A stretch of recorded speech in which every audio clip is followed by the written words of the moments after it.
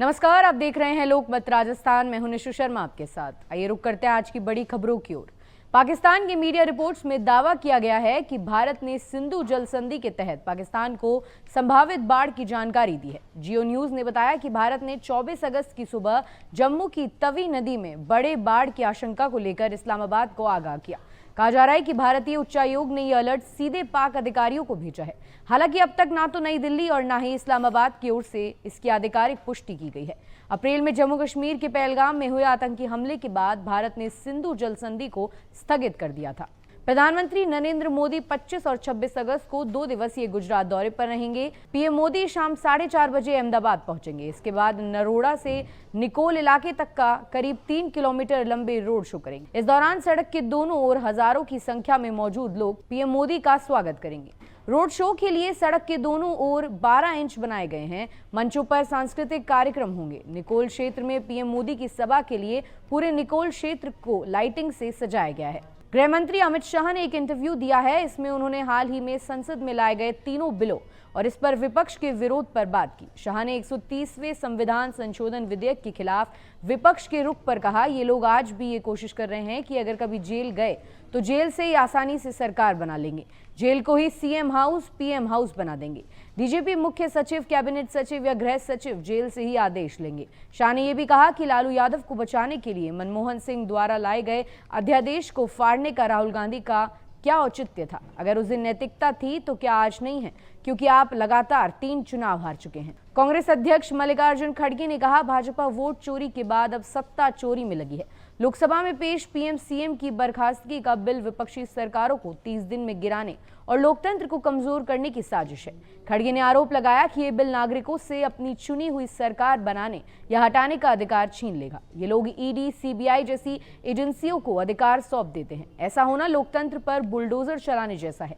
खड़गे ने कहा कि मोदी जी जिन लोगों को पहले भ्रष्ट कहते थे, आज उन्हें मंत्री बना रहे हैं। 193 केसों में ईडी ने विपक्षी नेताओं पर कार्रवाई की, लेकिन सिर्फ 2 में ही सजा हुई। एस्ट्रोनॉट शुभांशु शुक्ला अंतरिक्ष यात्रा से लौटने के बाद पहली बार लखनऊ पहुंचे। उनकी पत्नी कामना और 6 साल का बेटा कियाश भी उनके साथ ही था।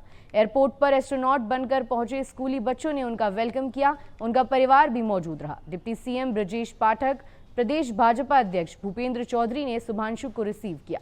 शुभांशु का स्वागत करने के लिए एयरपोर्ट पर हजारों लोगों ने तिरंगा लेकर पहुंचे। पूरा एयरपोर्ट ढोल नगाड़ों और भारत माता की जय के जयकारों से गूंजता रहा।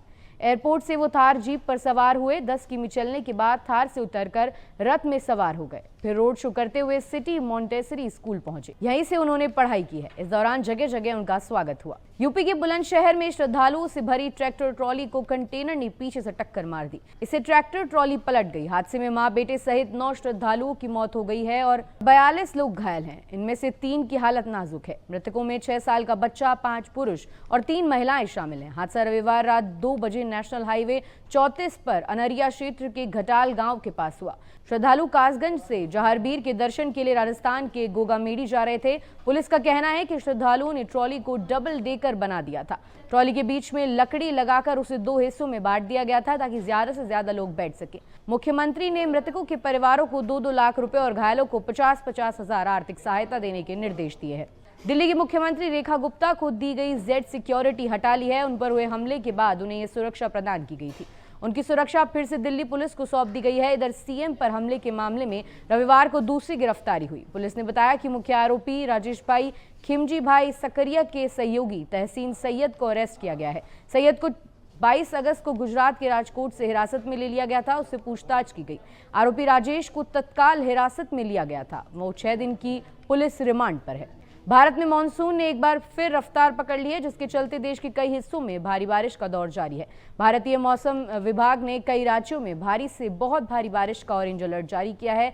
इस कारण राजस्थान, उत्तराखंड, हिमाचल प्रदेश, उत्तर प्रदेश और दिल्ली एनसीआर जैसे क्षेत्रों में जनजीवन प्रभावित हुआ है। सुरक्षा के मद्देनजर कई जिलों में स्कूल, कॉलेज और आंगनबाड़ी केंद्र बंद कर दिए गए हैं। दिल्ली और आसपास के क्षेत्रों में लगातार बारिश के कारण इंडिया गेट, आईटीओ और नोएडा जैसे इलाकों में जलभराव की स्थिति बनी हुई है। ऐसी और ताजा खबरों के लिए आप देखते रहिए लोकमत राजस्थान।